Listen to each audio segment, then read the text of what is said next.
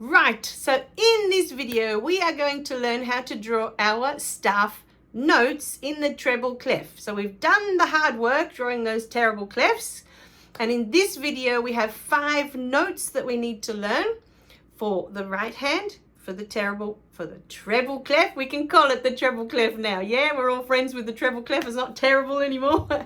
So we have 5 notes that we are going to draw on our staff lines. Okay, and we've talked about staff lines before. They're the 5 lines where we pop all our notes onto, and we are going to learn how to draw 5 of them today.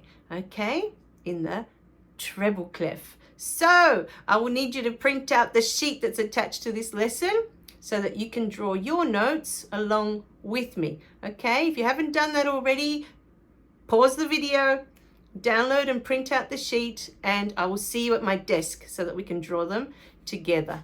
Okay? Right. Any guesses where my frogs are going to be? So far, this is what we've got. Our cats with a hat. Underneath the lines are not touching. Make sure they're not touching, but make sure they've got a hat. My beautiful dogs are sitting under the lines.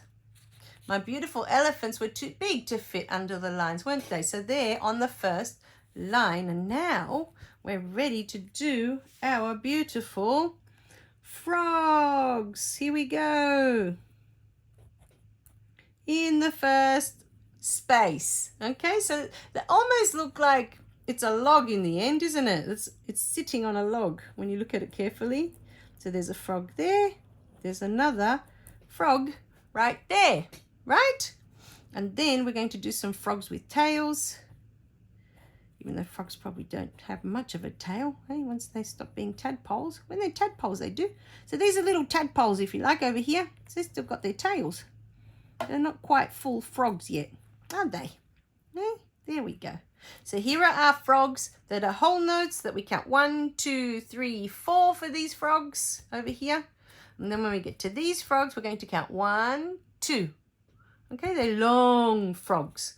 Long frogs. Well, we only have one animal left to do, so I'll see you in the next video so we can do those. Okay, make sure you've got 5 frogs.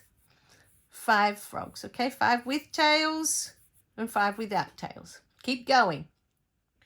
Right, so going over what we've learned. Cats with the hats under the lines and not touching. Dogs under the lines and touching, but no hat. Elephants were too big to fit under the lines, remember? So they're on the first line. They're sitting on the first line. And our frogs have jumped up high and they're sitting in the first space. And today we have our giraffes that we're going to draw. Are you ready? So giraffes are going to be up on this second line here. This is my giraffe. Now you might have trouble drawing a capital G. If you do, you can just do a little g. I find a lot of students find it easier to draw a small g, okay? If you can't do the capital G. I'm happy with that. Okay, so they're my giraffes. Make sure they're on line 2. They're all the way up there because giraffes have long, long necks. So they're eating the leaves off this branch all the way up here, right? They've jumped onto this tree all the way up here and they're eating the leaves all the way up here. And then these giraffes are going to have their tails pointing up. I'm going to draw my 3 giraffes first, and then I'm going to come back to do some capital giraffes or some little giraffes, whatever you're comfortable with, okay? Now giraffes, they're the ones that are worth 1, 2, 3, 4. Okay, these ones over here. And these ones are the ones that are worth 1, 2. They're my long giraffe, long giraffe, long giraffe. So have fun drawing your notes on the staff, okay? And then you'll get used to what they look like by drawing them. So make sure you've got 5 giraffes in the whole notes, and make sure you've got 5 giraffes that have tails. How did you go drawing your notes? They're super easy. It's just drawing a circle. Even I can't mess that up, right? It's just drawing a circle. Even if it's a wonky circle, it doesn't matter. The only tricky one is the cat that you've got to give a hat to. I'm not very good at drawing straight lines, so just do the best you can. When I had to do theory exams and I had to draw them, I would actually take a ruler with me to do a nice straight line through my cats with a hat because I was embarrassed that I couldn't draw a straight line. Oh, shame. But anyway, look, because it's just for us, they don't have to be perfect. It doesn't matter if the line, you know, the cat with the hat doesn't have a perfectly straight line. My daughter's 10 and she does amazing straight lines, but I still can't do straight lines. So I've given up. As long as it looks like a little hat on your cat, you've done really great.